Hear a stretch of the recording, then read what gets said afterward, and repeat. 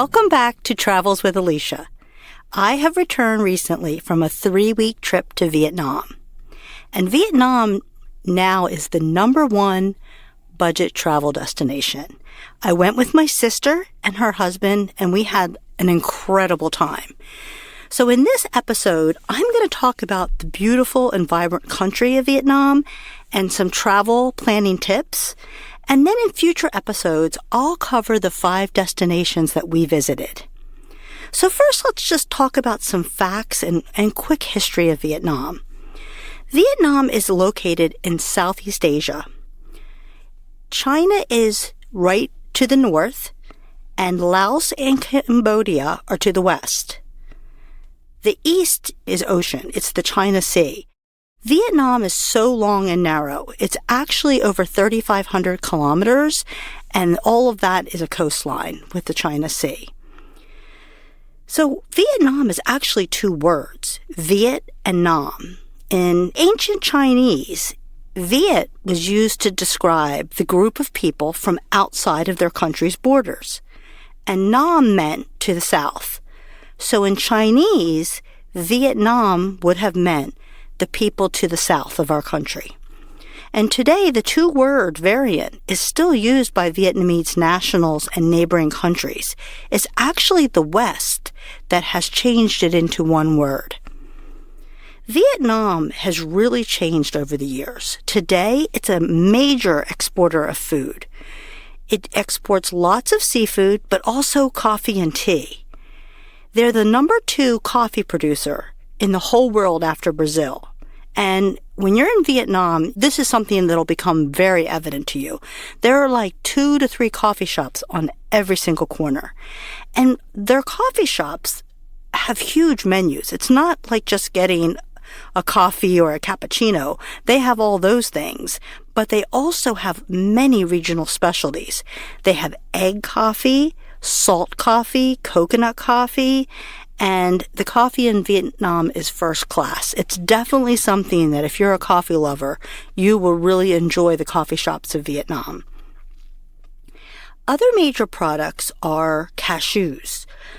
55% of the global supply of cashews come from Vietnam. And they also have more ducks than any other country, 27% of the world's population. Especially in the north, you're going to see restaurants grilling the ducks, rotisserie style, like we do chickens. And this creates an unbelievably crispy skin. And if you love duck, it's definitely worth a try. Vietnam has also become a major manufacturer for many large companies. So they definitely manufacture for companies like Nike, Hoka, North Face, Patagonia, just to name a few. You're going to see this branded clothing and shoes all over Vietnam. They're readily available in stores and in the large open markets. So I'm not sure if some of them are knockoffs or irregulars, but the prices can be 90% cheaper. And don't get any ideas. You can't come and fill suitcases and bring them home. That definitely is illegal, and you're not allowed to do that. But I had a pair of sneakers get totally muddy, and I couldn't put them back in my suitcase, so I threw them out, and I bought a pair of sneakers and it was, I think, a little less than $20. And they are more comfortable than the ones that I bought here in the U.S. So they're definitely well made. Like I said, I'm just not sure if they're knockoffs or irregulars from the store. But let's now just kind of move to a brief history of Vietnam, because it explains so much when you travel there. So what we now call Vietnam was once owned and run by France. So from the late 1800s to 1954, Vietnam was a French colony. And you will see significant influences in the architecture and the food. Their most famous sandwich, the banh mi, is actually a French-type baguette with pâté and meats. They top it with vegetables and herbs with interesting Vietnamese sauces, but you will definitely notice the French influence. So after 1954, next came the Vietnam War. And unfortunately, this war was a conflict between the north of Vietnam and the south. And the United States actually participated in this war and was an ally of South Vietnam. Unfortunately, over 2 million Vietnamese people lost their lives and about 60,000 Americans. The war ended in 1975, but it wasn't till 1995 that the U.S. and Vietnam kind of resumed diplomatic relations. So probably, at least from the U.S., people were not visiting there until after 1995. So sometimes, it takes a while for the pains in the history to subside, but today Vietnam openly welcomes tourists. And the best time to visit really sometimes is between November and April. But remember, you have to be careful because the weather can be very different in the north and the south. So it's better to decide where you want to visit and then pick the month to travel. People ask me, is it safe? And I want to tell you, I felt very safe. The locals were warmly welcoming tourists, very safe out at night.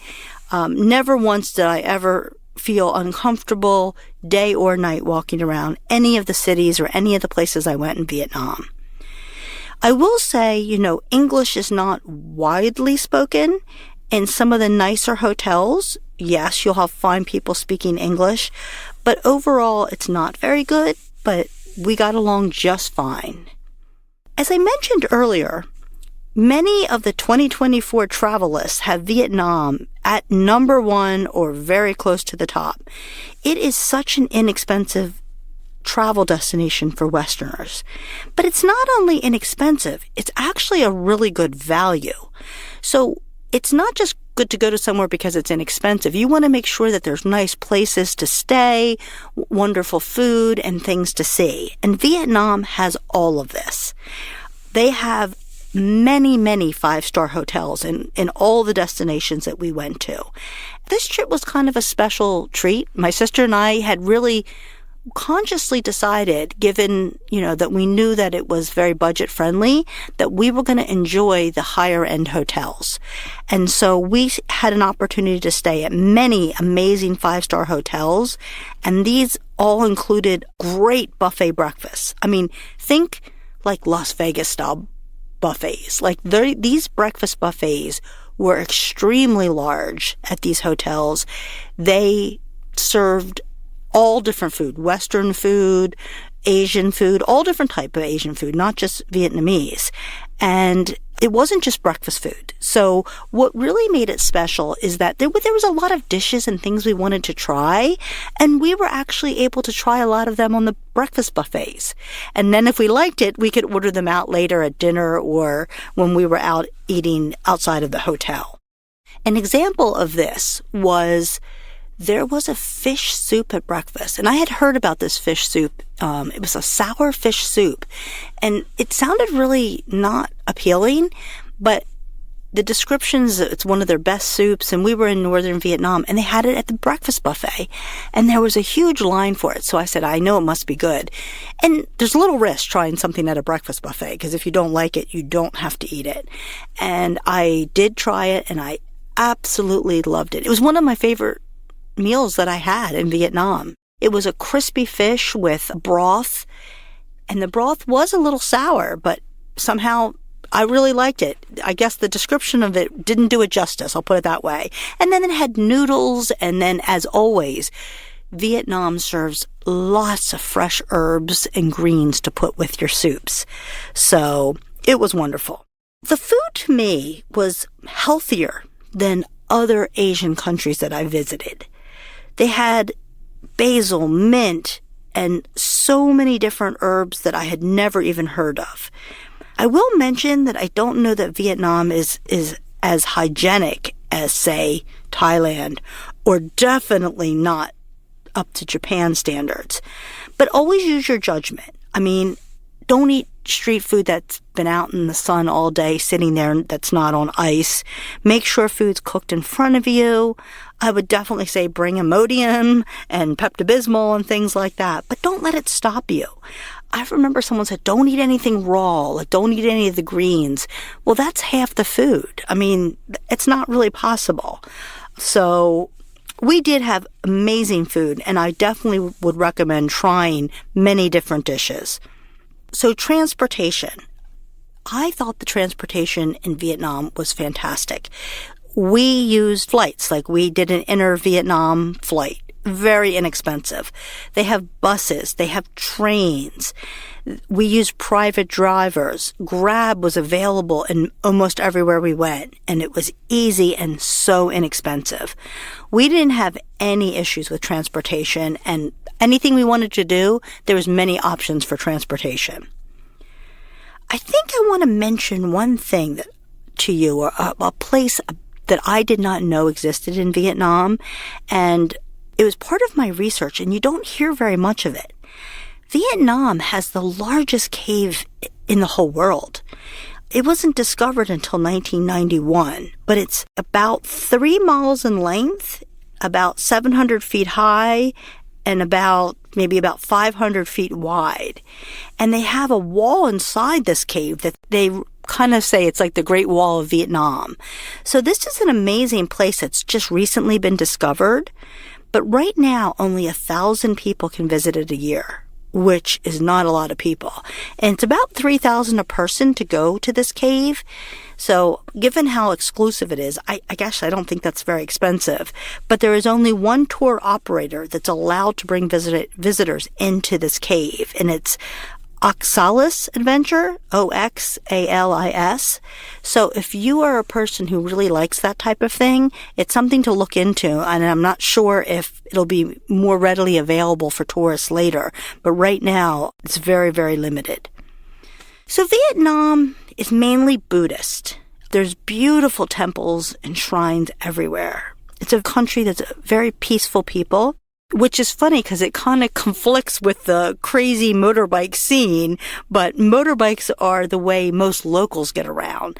And it's a very populated country. There's about 90 million people in Vietnam, and there's about 60 million motorbikes. It is crazy. I mean, everywhere it's crazy, and whole families pile on one motorbike. You get used to it, but it is a little stressful at first. So what I thought I'd do next is talk about the 5 places I visited, and then I'm going to do an episode on each of these locations to share a lot more about what we did and if I would recommend that place to go. So first we went to Hanoi, and Hanoi is the capital city in northern Vietnam. It's known for its old quarter, and it has a French quarter. And as we talked about the history, that makes sense since the French ruled Vietnam for such a long period. There's several lakes and crazy traffic, but there's great flights. You can get to Vietnam and to Hanoi in particular very easily. It's one of the hubs that if you want to travel around Vietnam, at least from the U.S., you'll be able to get reasonably priced flights into Hanoi. It's a good place for hopping off to other places, and I stayed 3 nights in the beginning of my trip to adjust, and then 2 nights at the end before leaving. So I was there 5 nights. I really made an effort to get out and see a lot, so I'm looking forward to doing that episode soon. The next place we went to was Sapa, and Sapa is 5 hours north of Hanoi. You can take a bus, an overnight train, a shuttle, or a private driver. We took the private driver, and it was the fastest way to get there, and it was really, really comfortable. It was over $100, but we split it, so that was pretty economical for us, but the trains and the shuttles are much less expensive. It's really like the Switzerland of Vietnam. There's a lake and there's mountains, there's villages and waterfalls. It's a big hiking destination, and one of my favorite hotels was here. So definitely stay tuned for the episode on Sapa. Then we went to Da Nang, and Da Nang was a flight. That's in the middle of Vietnam, and we spent 4 nights in Da Nang, and I could have stayed so much longer. I mean, I felt like this was my place. I connected to it. It's a city and it's a beach. It had a great pedestrian walk that you could walk up and down every morning. The beach was absolutely gorgeous. And There is great seafood everywhere. I ate crabs and lobster and really enjoyed this. It was the least expensive of all the places we visited in Vietnam. It kind of felt like a less expensive Miami or Waikiki Beach in Hawaii. Then the next place we went was Hoi An. It's only a 40 minutes from Da Nang. It is its own destination. It's a UNESCO World Heritage Site. And we actually went there and spent 2 nights there, or 2 or 3 nights there, because we really wanted to enjoy this beautiful pedestrian town. If you ever look at pictures of Vietnam, Hoi An is one of the cities that they always show pictures of because there's lit up lanterns all over at night, and it's gorgeous, but it is very crowded. And I love that we could do it a little slower since we were actually staying there, and we could be there before and after all the day trippers that were coming. So those are the 2 destinations that we did in the middle of Vietnam, Da Nang and Hoi An. Then we flew back to Hanoi and went 2 hours south of Hanoi to Ninh Binh. And this is really stunningly beautiful. Gorgeous rice fields, giant mountains, and there's a body of water running through the rice fields. And they give you boat rides to enjoy the scenery. And the people that ride the boats, they actually row them with their feet. So you may have seen pictures of that. A lot of people do this as a day trip. We spent 3 nights there, and it was the most peaceful and beautiful, enjoyable time that we had. We actually picked Ninh Binh over Ha Long Bay. And you've probably heard of Ha Long Bay. That's the one where you see all the giant cruise ships out on the water and the big mountains coming right out of the ocean. That feels like a tour. Like, these cruise ships do these little 1 or 2 night excursions, and a lot of people really do enjoy it. But we really didn't want to do tours, and we didn't want to be shuffled around, especially on a cruise ship. So we picked Ninh Binh, and we don't regret 1 minute of it. It was a wonderful place. I'm looking forward to doing an episode on that as well. I'm going to end this with some tips and reflections and what I would do differently if I were going to plan the trip again or for my next trip. Number 1, I would spend a little more time researching the weather in each location I wanted to go. We traveled like late February into March, which was perfect weather in the middle of Vietnam, but it really wasn't in the north. It was still misty and cold. We had coats. We didn't even get to go to the top of the highest mountain in Vietnam, in Sapa, because it was so cloudy you wouldn't have been able to see anything. So I think going online and saying, oh, it's best to go to Vietnam between this month and this month and then just book your trip. No, you really need to look. It's like in the U.S. You know, the U.S. is large, but if you look at Maine versus Florida, you are crossing several different weather patterns. So you really do need to look at it. We only had an open window of time to travel. So given our situation, I think I would have spent a lot more time in the middle of Vietnam. And I did really enjoy that. And I wish I would have spent more time there. As a reflection, I mean, I try to always be honest with everyone. We did have some stomach issues. And to be fair, I'm not sure if it was a virus or food related, but it all happened in Hanoi. It's just a good reminder to bring your medicine. And also, I remember someone who traveled a lot told me one trick they always do, and I used to do it, I need to start this again, is to take Pepto-Bismol 3 times a day for 2 to 3 days before you travel. And this creates a very solid coating on the inside of your stomach, and it helps with stomach issues. So that's just a tip that I highly recommend. The next thing I would share with you is not to bring too much cash. I have always, in all my podcasts, talked about I like to get my cash in advance. I like to get my money converted. I don't want to deal with ATM machines that are broken and then spending my time running around looking for money. But I had a situation where I lost an envelope with money in it. And really, it was like the last day or two. And it was my fault. I don't believe I was pickpocketed. It was zipped in a belt that was in the front under my shirt. So no, I don't think I was pickpocketed. It was 100% my fault. Vietnam is really inexpensive. I know I've said that a few times in this episode, but I only spent maybe a third of the cash that I brought. Meals were $2 to $3. Massages were $8, and I had a massage almost every day or every other day. I mean, it was not easy to go through the money. I mean, like I said, I even bought great like running shoes for $20. It was hard to spend money there. So you don't need as much. I do agree to have some with you, but I brought way too much, and as my sister said, maybe I made someone very happy. On that note, I did hear in YouTubes and in other podcasts, people said they felt they were scammed by some drivers.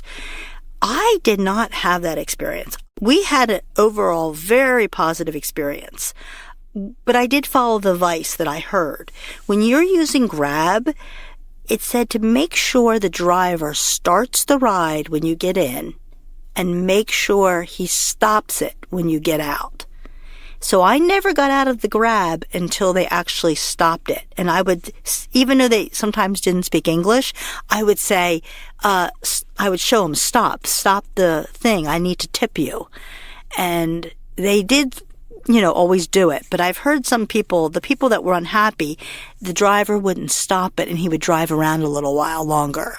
I don't know, because I think it's a set price. I don't know why that would matter, but I think they get certain upcharges. Like if you don't show up on time and they don't start it right away, they get an upcharge. But either way, I'm going to tell you how inexpensive these Grabs were. My bills were $1, $2, 70 cents. I mean, that was my Grabs going around. So, I mean, what would the upcharge be? 50 cents? I don't know. I personally wouldn't have worried about it too much, but I just used that practice that I heard, and it seemed to work really, really well. I hope these tips help you if you're planning to go to Vietnam. We had an amazing time. I'm going to get my sister to join me on one of these episodes, so you can also have 2 points of view. Thank you so much for joining me today, and stay tuned for the new episodes where I'll cover each destination that I visited in Vietnam.